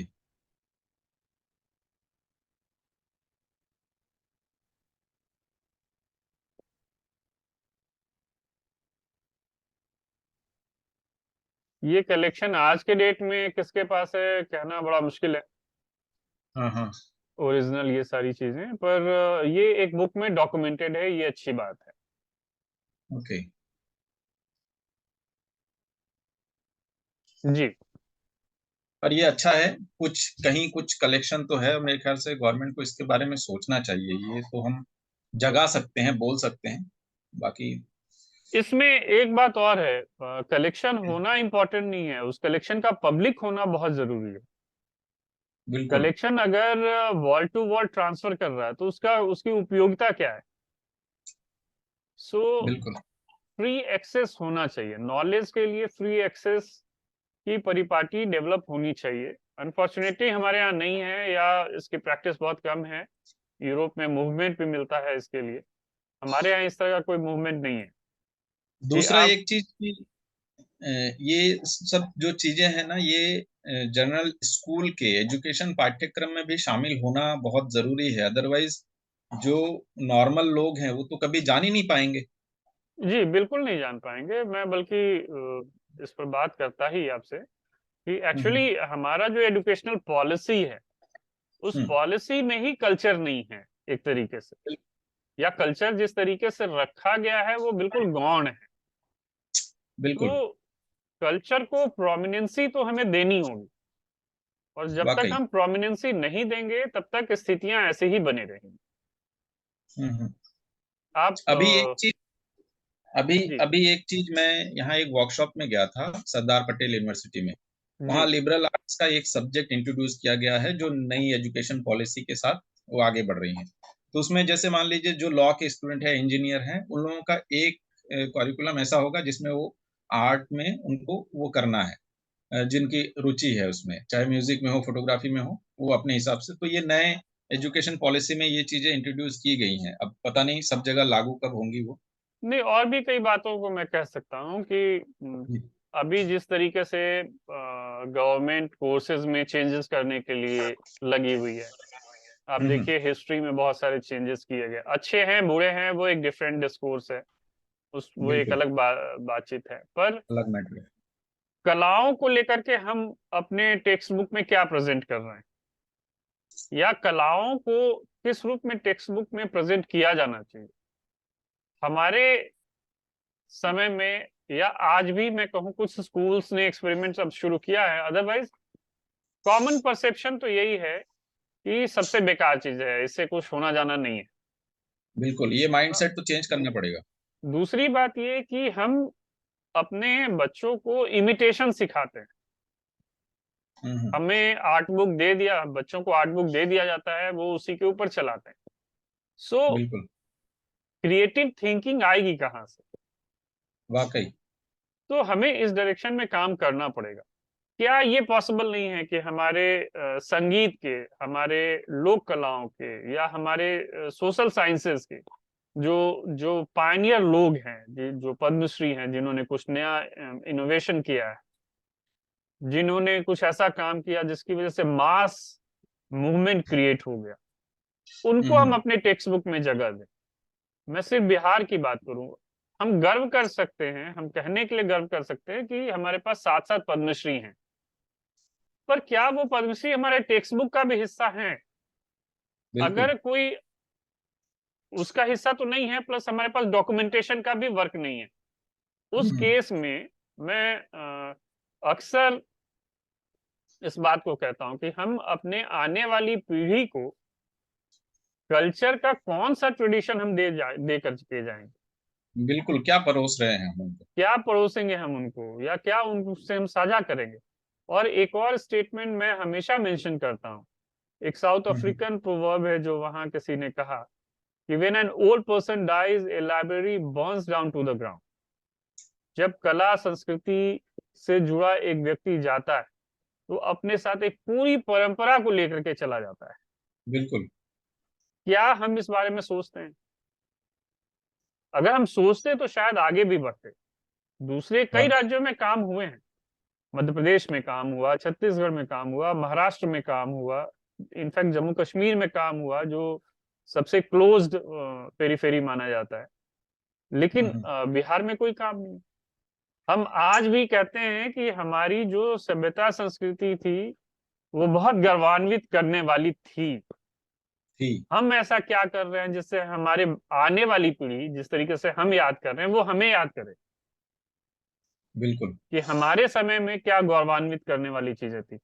विदाउट डॉक्यूमेंटेड वर्क हम क्या परिचय करा पाएंगे उनसे? हम्म। ये कौन बताएगा कि सीता देवी का आर्ट का स्टाइल क्या था, सीता देवी किस सरकमस्टांसेस में पेंट करती थी, उनका क्या इन्वायरमेंट क्या करती था, थी। बिल्कुल। उस विलेज का क्या इन्वायरमेंट था। बिल्कुल। उन्होंने जो जो औरतों के ऊपर जो बंधन है आज भी हमारे समाज में, क्या उन हम्म। बंधनों को कला के जरिए वो तोड़ पाने में सक्षम हुई या नहीं हुई? या अगर कोई अपने लिए सस्टेनेबिलिटी जनरेट भी कर लेता है, तब भी क्या वो महिला के तौर पे या एक एक विमेन पेंटर के तौर पे वो आजाद हैं? क्या बिल्कुल। उनको वो राइट है जो जो जो हमारा पुरुष समाज एंजॉय करता है, जो हमारा अर्निंग क्लास, जो कोट अनकोट की वो पुरुष वर्ग है, तो अगर जी। वहां महिलाएं पुरुष की भूमिका में हैं, तो क्या वो पुरुष के अधिकार भी इंजॉय कर रही हैं या नहीं कर रही? हम कहाँ इन सब चीजों पे बातचीत करते हैं ना, ये कोई वाकई इन सब ये चीजों सारी पे चीजें विषय में डॉक्यूमेंट। बातचीत करना बहुत जरूरी है, और मेरे ख्याल से उस सब चीजों को प्लेटफॉर्म पर आना चाहिए, तभी ये चीजें कहीं जाके कुछ उसका एक रास्ता नया निकलेगा। अच्छा, हम आपके जो अभी वेबसाइट आपने लॉन्च किया है उसके ऊपर भी हम जानना चाहेंगे कि उसका क्या प्रोसीजर है, कैसे वो ये होता है। वेबसाइट तो फोकाटोपीडिया ही है, और ओके।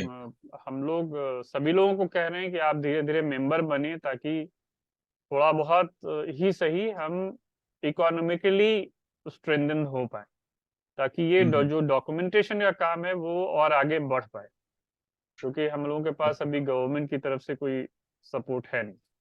दूसरी हम्म। जो चीज अभी रिसेंटली हम लोगों ने डाली, वो आर्टिस्ट आर्काइव की है। तो आर्टिस्ट आर्काइव भी अगेन मोनेटाइजेशन का एक मोड है, हम्म। जिसमें एक डिजाइन है, और उस डिजाइन के तहत हम लोग आर्टिस्टों को कह रहे हैं कि आप शामिल हों, जिसमें उनका प्रोफाइल ब्रीफ है, आर्टिस्ट स्टेटमेंट है, आर्टिस्ट का अपना इंटरव्यू हो सकता है, वीडियो इंटरव्यू हो सकता है, ऑडियो इंटरव्यू हो सकता है, उनसे मीडिया पब्लिकेशन के भी फोटोग्राफ हम लोग मांग रहे हैं। हमने हम्म। ये भी उसमें लिखा है कि आप कम से कम 8 हाई रेजोल्यूशन फोटोग्राफ्स अवेलेबल कराएं, ओके। ताकि कोई अगर आपके काम को खरीदना चाहता है तो वो काम ढंग से देख पाए। देख पाए, वाकई।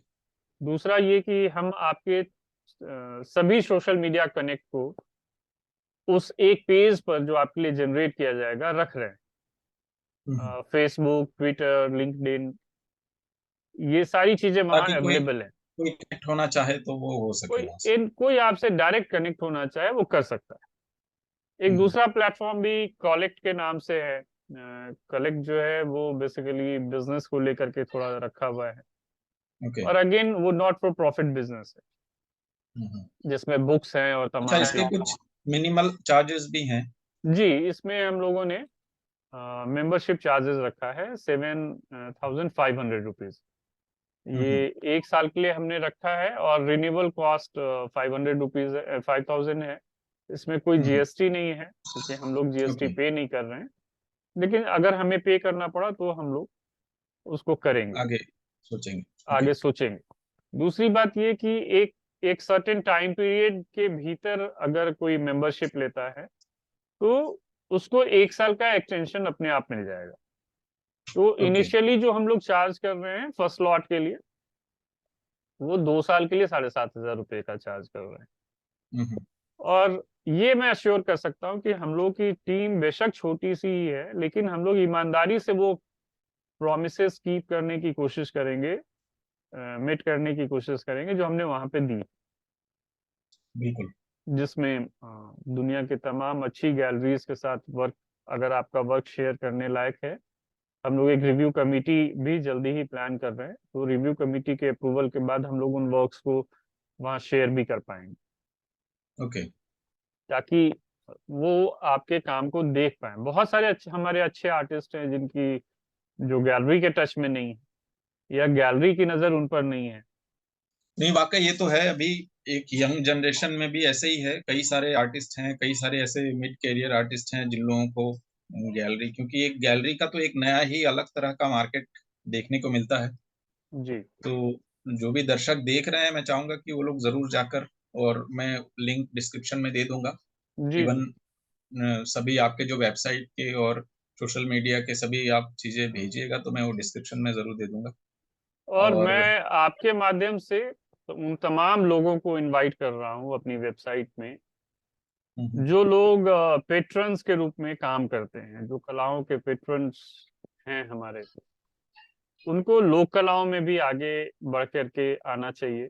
और बिहार जैसे राज्य के लिए, जहाँ इस तरह का इन्वायरमेंट बहुत बहुत मुश्किल है, जहाँ फाइनेंशियल स्ट्रक्चर डेवलप कर पाए, specially not for hmm, profit में अगर आप ईमानदारी से काम कर रहे हैं, तो हम लोगों की एक कोशिश है कि पूरे बिहार में एक कुछ अच्छे आर्ट सेंटर्स जरूर खोले जाएं जो फ्री ऑफ कॉस्ट रन हो, या बहुत मिनिमम चार्जेस के साथ रन हो, जहाँ जहाँ हम क्रिएटिविटी को प्रमोट कर पाए, जहाँ हम बच्चों को फ्री ऑफर करें कि आप आए, 2 घंटा बिताएं, 2 घंटे में आप क्रिएटिव वर्क करें, रोज करें, एक वाकई। कोशिश के तौर पे।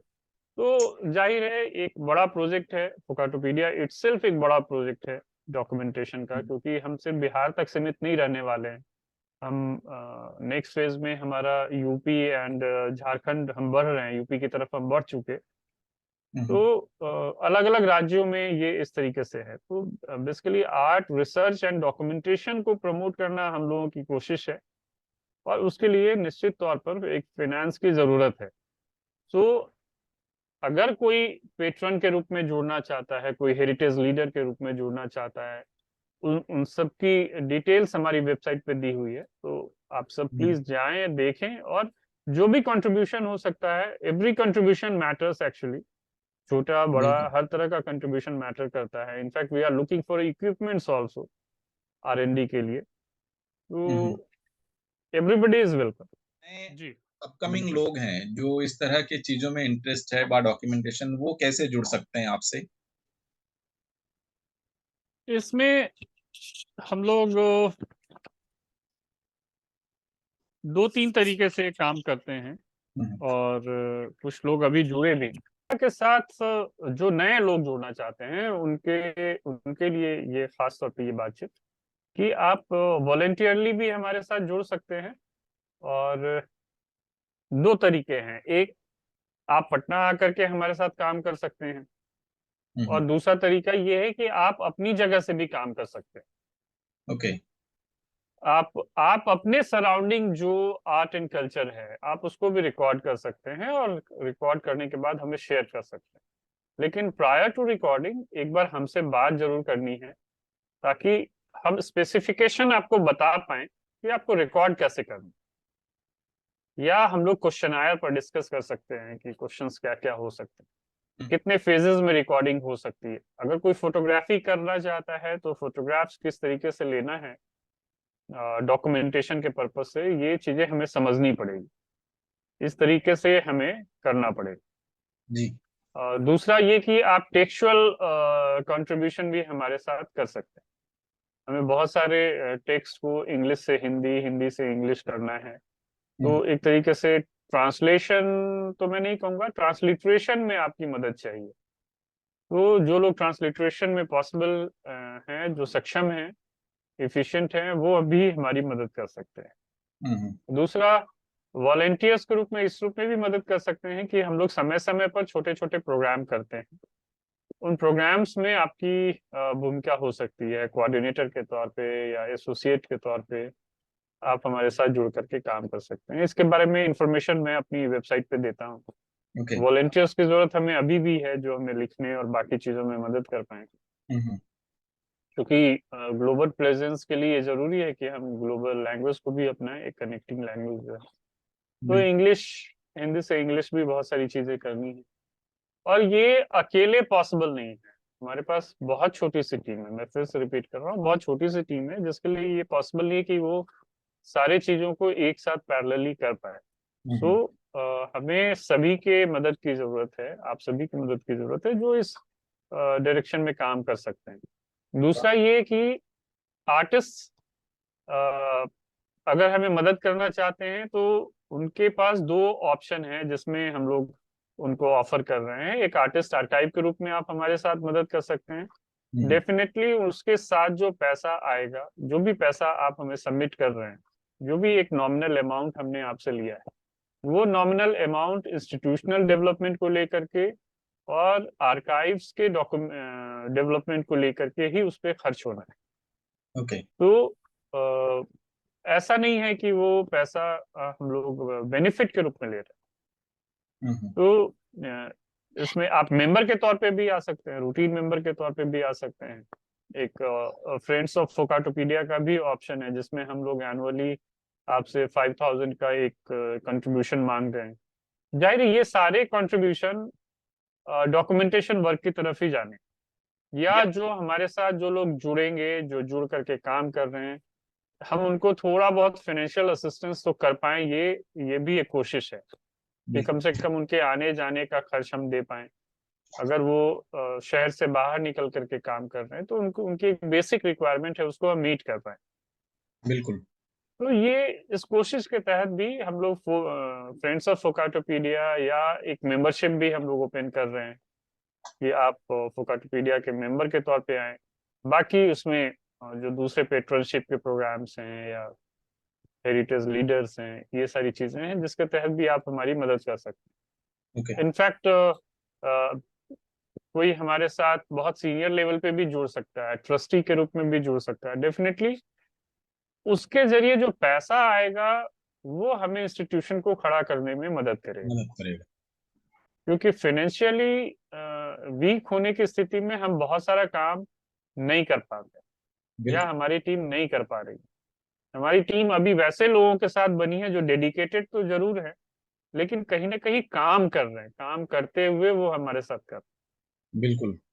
We are looking forward to dedicated team, और जाहिर है उसके लिए फाइनेंस की जरूरत है। वाकई। सो टाटा ट्रस्ट से लेकर के तमाम वैसे इंस्टीट्यूशंस जो इस डायरेक्शन में काम करते हैं, आर्ट में या आर्ट एजुकेशन में, हम लोग उनको इनवाइट करने जा रहे हैं कि आप आइए, हमारी मदद कीजिए, हमारे आर्ट सेंटर को डेवलप करने में मदद कीजिए, ताकि जो नए बच्चे आ सके उनके पास हमारे ट्रेडिशन का कोई ट्रेल अवेलेबल हो, जिसको वो देख सकते हैं, समझ सकते हैं, जिसको हम लोग कल्चरल ट्रेजर चेस्ट कहते हैं।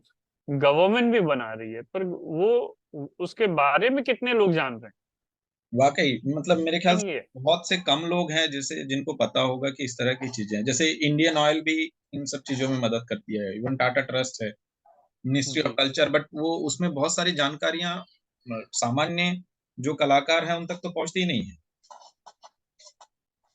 दूसरा ये कि डॉक्यूमेंटेशन का अर्थ इन जनरल हमने मान लिया है कि फोटोग्राफी कर ली, वीडियोग्राफी कर ली तो डॉक्यूमेंटेशन हो गया। हम्म। आर्ट का डॉक्यूमेंटेशन सिर्फ फोटोग्राफी या वीडियोग्राफी नहीं है। एक आर्टिस्ट क्या सोचता है अपने कला के प्रति, उसने उसने जो आर्ट बनाया या क्रिएट किया, उसकी टेक्निक क्या है, उसके उसके जो कलर्स यूज किए हैं वो किस तरह के कलर्स हैं, एक एक चीज को हमें डॉक्यूमेंट करना होगा। हम्म। तभी जाकर के हम किसी भी आर्ट वर्क को समझ पाए वो किन सर्कमस्टांसेस में उसे क्रिएट कर रहा है। इनफैक्ट बिल्कुल। तो वो सर्कमस्टांसेस भी तो हमें कैप्चर करना होगा, तभी हम ये समझ पाएंगे कि इस पर्टिकुलर पीरियड में। अब यमुना देवी की एक बहुत फेमस पेंटिंग है जिसमें दो चार लोग एक गाय को उल्टा टांग करके ले जा रहे ओके। हैं। गाय की जीभ बाहर की तरफ निकली हुई है, और एक मतलब आप देखेंगे तो आपको लगेगा सोचने में, लेकिन बेसिकली उन्होंने एक गिद्ध को या बाज को बनाया है जो उसके जीभ पे ठोकर मार रहा है। हम्म। तो अगर हम उस समाज की फंक्शनिंग को नहीं जानेंगे, जिस समाज से यमुना देवी आती है, जी। तो हम उस चित्र को भी समझ पाने में असफल रहे। सफल होंगे वाकई। फिर तो वो ऐसा होगा कि कोई उल्टा गाय है जिसको ले जाया जा रहा है। अब आप कैसे समझेंगे कि वो एक मरी हुई गाय है? या यमुना देवी ने कितना सिंप्लीफाइड तरीके से उसको बनाया कि अब मरी हुई है, बल्ली से टांग करके जो लोग ले जा रहे हैं, एक तो वो तरीका है बताने का, हम्म। उल्टी लटकी हुई है, जीभ बाहर की तरफ है, और कोई उसके जीभ पे ठोकर, कोई चिड़िया उसके जीभ पे ठोकर भी मार रही। तो वो किन सरकमस्टांसेस में इस तरह की पेंटिंग बना रही है, और इस पेंटिंग के जरिए आप देखिए कंटेम्प्रेरी में सभी सावरकर और तमाम लोग जिस तरीके से पेंटिंग कर रहे हैं, हम्म। वो एक डिस्कोर्स क्रिएट करता बिल्कुल। है ना। इनफैक्ट कौशल सुनकरिया भी, उनका जो आर्ट परफॉर्मेंसेस है वो भी एक डिस्कोर्स क्रिएट करता है। उसी तरीके से गांव में रहने वाली यमुना देवी पेंटिंग के जरिए अपने समय अपने समाज के बीच में एक डिस्कोर्स क्रिएट कर रही थी। बिल्कुल। और अगर हम उस समाज को नहीं समझेंगे, उस पीरियड को नहीं समझेंगे, तो हम उस डिस्कोर्स को भी नहीं समझ पाएंगे। वाकई ये मेरे को इस बात से ना मुझे गोया की वो पेंटिंग याद आ रही है जिसमें वो एक दानव रूपी इंसान एक इंसान को खा रहा है करके। तो जी। ये तो युद्ध काल के दौरान का वो समय था। गोलियां। मैं आपको वो चित्र दिखाता हूँ, आप ओके। अगर समय है तो। हाँ हाँ।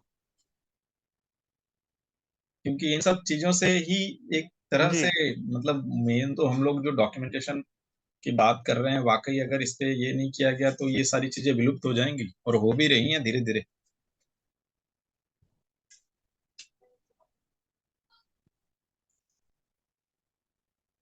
ये बहुत ही अनफॉर्चुनेट है कि जो मिथिला पेंटिंग की दलित शाखा है उसकी बहुत सारी चीजें खत्म हो गई और उसका कोई डॉक्यूमेंटेशन हमारे पास नहीं है। और ओके। ये न सिर्फ मिथिला पेंटिंग की बात कर रहा हूं मैं, आप पैरेलल देखेंगे तो मंजूषा कला के साथ भी यही हुआ। हम्म।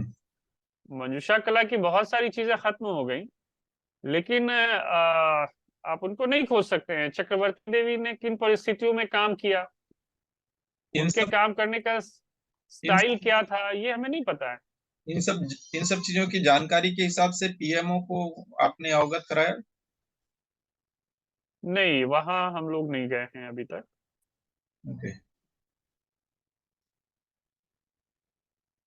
मैंने अभी कुछ समय पहले 2 महीने पहले मैं कुछ कुछ चीजें ऐसी होती है ना जो मैं लेटर में लिख के बाई पोस्ट में भेज देता हूँ। तो इन सब चीजों ओके। के एक रास्ता तो खुला है कि बाई पोस्ट चीजें जाती हैं।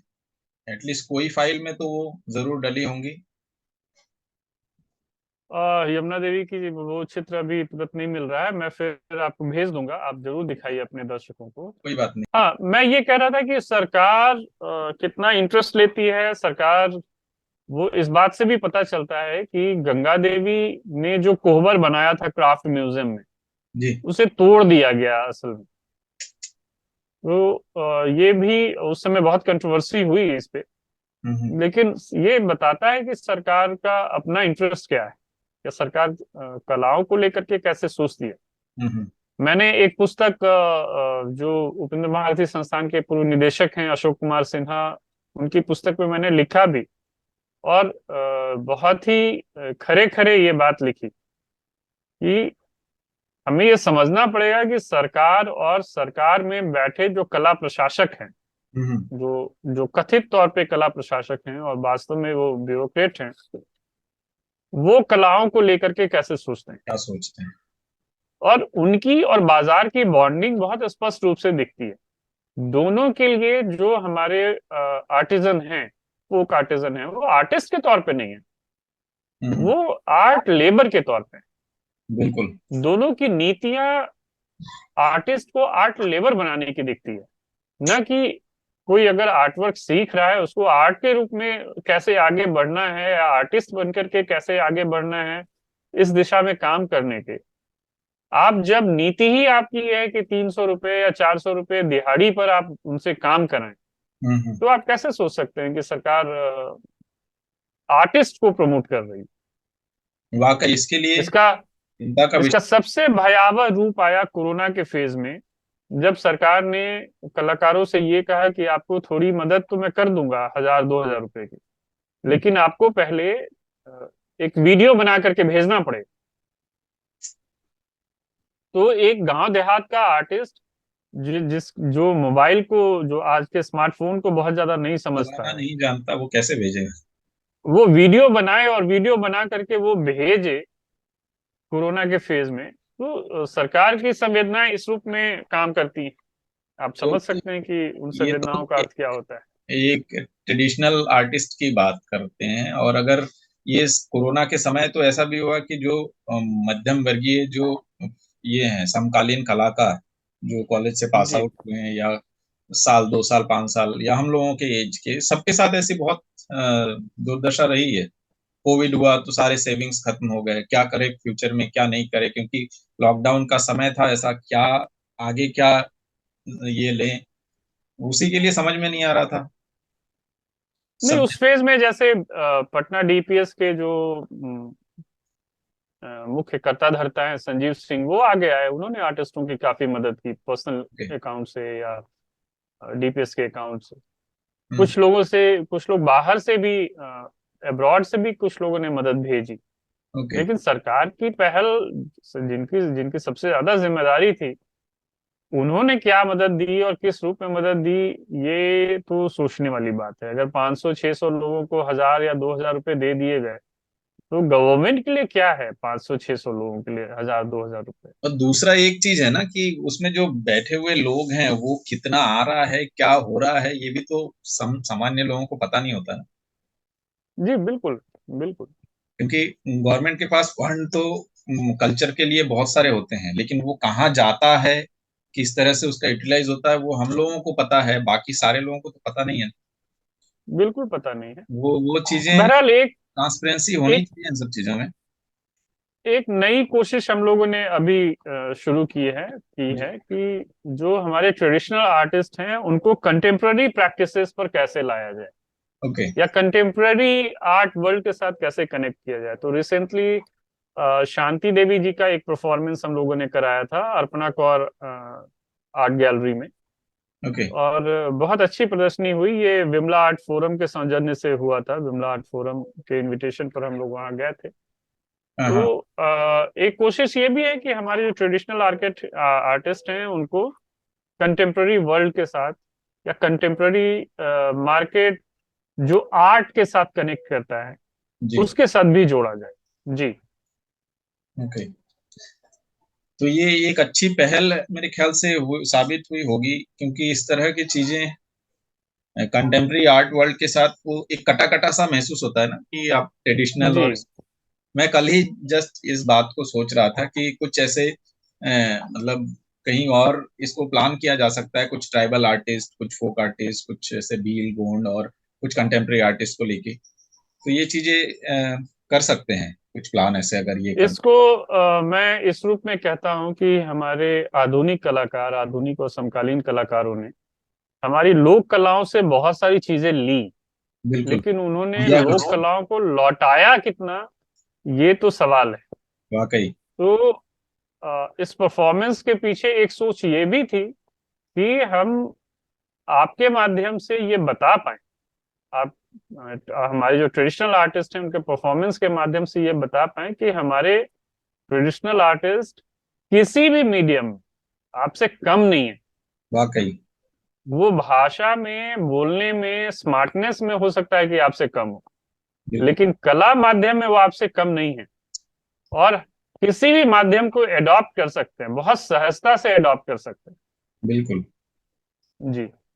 तो अच्छा, अब बातचीत को हम इस लास्ट का एक क्वेश्चन है, क्वेश्चन जी। बोले तो ऐसा नहीं है कि आपको इस चैनल के बारे में कब पता चला और इस चैनल के विषय में आप क्या सोचते हैं, दो शब्द हम चाहते हैं। नहीं, गोविंद भाई से तो काफी पहले से बातचीत है, और मित्रवत हैं। निश्चित तौर पे बात कम होती है, पर बात कम होने का अर्थ ये नहीं है कि गोविंद भाई के कामों को हम लोग नहीं देख रहे हैं।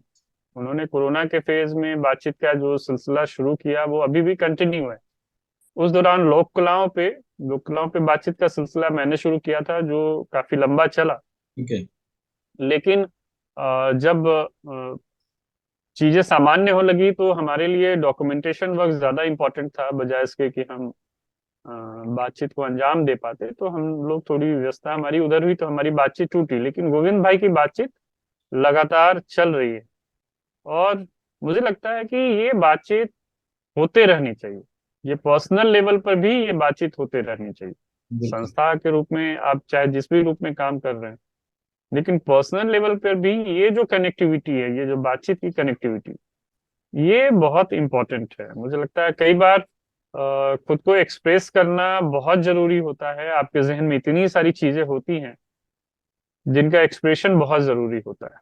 और बिल्कुल। हम लोग अभी भी कोरोना फेज से उबरने की कोशिश कर रहे हैं। मैं ये नहीं मानता हूं कि हम लोग पूरी तरह बिल्कुल। उबर चुके हैं, क्योंकि आज भी जब हमारे सराउंडिंग में कोई व्यक्ति इस दुनिया से जाता है, तो मन में आशंकाएं कोरोना की ही सबसे पहले आती हैं कि अच्छा, उसका इन्फेक्शन कंटिन्यू तो नहीं किया, या जिस तरह के र्यूमर्स हैं, जिस तरीके के मिस इन्फॉर्मेशन मार्केट में तैर रही हैं, तो वो सारी बातें हमें अफेक्ट करती हैं। बिल्कुल। तो संवाद का ये सिलसिला कहीं ना कहीं खुद को मजबूती भी देता है। वाकई, और तो एक ये बातचीत एनवायरमेंट इसलिए, बनाता ही है।